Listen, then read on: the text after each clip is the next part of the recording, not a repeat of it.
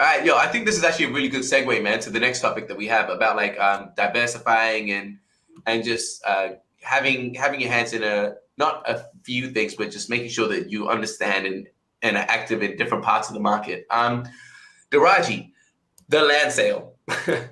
What are your thoughts? What are your plans? You don't need to tell us exactly specifically unless you want to. But where's your head at with the land? And are you planning on buying both of the T5s? I don't think they're going to quite fall to the price that I would be able to afford for that. So I wouldn't necessarily stress out about me being competition there. No, I think land is interesting purely because I'm interested in Illuvium and what the team is building as far as an entire ecosystem. And this being the first land sale, this is absolutely the most speculative because while the team has done a better job to build a game behind it and an application behind it, we haven't seen either of those two products yet. And so Yeah. it is still a long-term hope. And like I've been spending a lot of time in the Illuvium Zero channel, and people are trying to estimate like, okay, what's my ROI on this? How quickly can I expect to get this back? I'm like, you're missing a huge piece of the equation right now. And it's incredibly speculative. And so the way that I've phrased it is right now we're selling the oil wells, but cars haven't been invented yet. And so you think there's going to be this application on the other side. I have confidence in it. But for me, trying to be really realistic in the models, I'm not even trying yet. And so it really, the piece that I do know is how the tiers compare to each other in terms of production. And then the other piece is just the scarcity and the efficiency of playing the game. If you don't have that much time, buy the higher tier because you don't have to put a ton of time into managing multiple lands. And so we know that. And then the other piece that Scoriox and I have chatted a little bit over DMs is the accessibility of different tiers. And so I think there's just so many more people that are able to afford tier one that will probably push it to sell higher relative to the other tiers. At the same time, like tier 4 super exclusionary, is that a different audience? Because of the rarity, does that drive it up? And so there may be a dip in the middle. And so I'm targeting around tier 2, tier 3, but really planning to study the first couple of days of the auction unless something really jumps out to me as valuable or wrong or mispriced relative to the others. That's what I'm looking for, is like, where is the market inefficient in the pricing? And is it in the price range that I want to go on something like this? So what you reckon you'll probably not, again, I shouldn't say sit out, but you'll be a lot more patient during the first 2 days. And if anything, use that data use the data you collect from day 1, day 2, and probably act on day 3. Is that, unless you see something like obviously that an obvious opportunity. Yeah, if there's a tier 4 that's sitting around at 118 minutes in, that's not going to make it to 119 minutes. I'll tell you that. So but that's the kind of stuff, like, is even different zones, do they have a different popularity? And then you get into the whole strategy of people that want to buy blocks of land, 2x2, 3x3, for this idea of an eventual mega city. Has that been confirmed that we can do that? Happening. Has that been confirmed that we can buy blocks of land? You can't buy them together. You're going to have to buy them individually. But that's something in my mind, because they did say that we haven't seen the map yet of what all is getting sold, but there are clusters.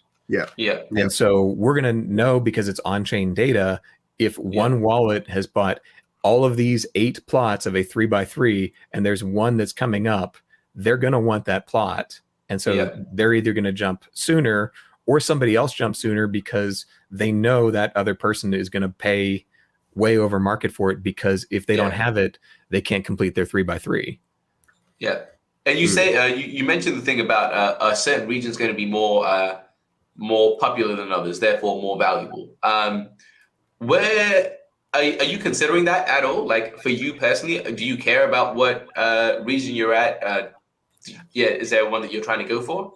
I don't right now, because I think, the difference is, what I understand, like probability of scanning different alluvials, and you're going to have some different relative compositions of elements and fuels.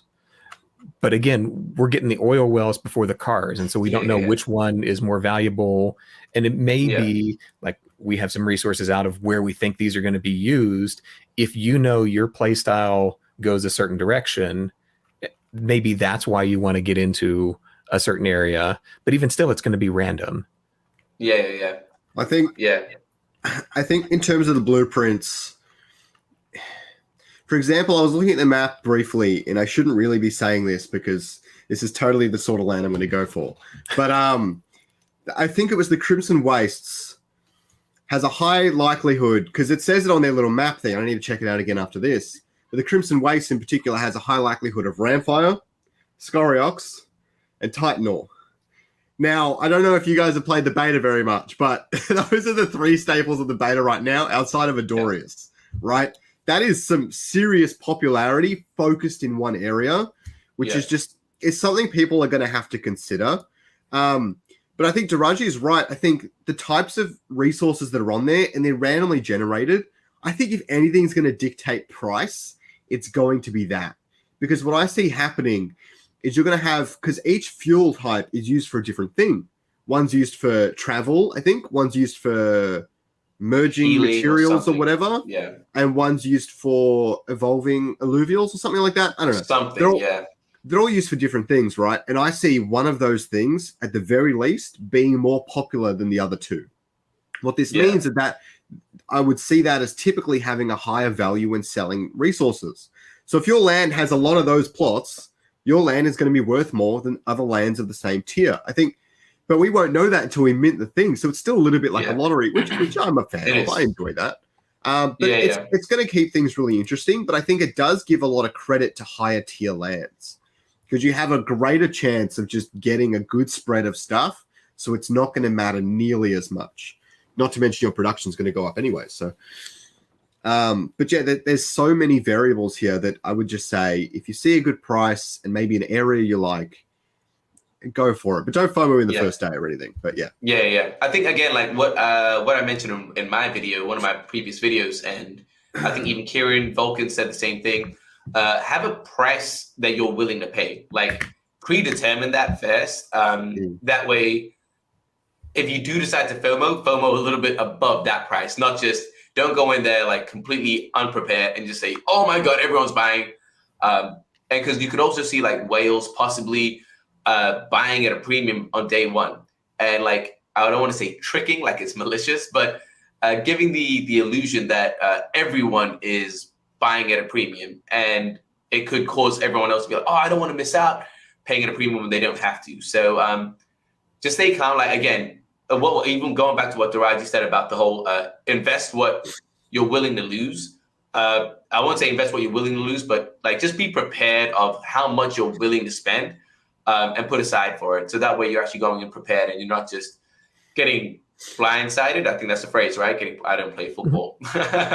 Getting blindsided. So yeah, be prepared and have that kind of frame that you're going to work with. And I think that's going to help a lot. And again, I think Scoriox is going to be doing a live stream. I don't know if that's been confirmed publicly yet, but definitely. Yeah, I'm sure I'll be doing a live stream, maybe not for as long, but I'm sure I'll be on there. I'm sure a lot of the content creators are going to do that. Just hop into the live streams, find out what the conversation is, see where they're at, and get information that way as well.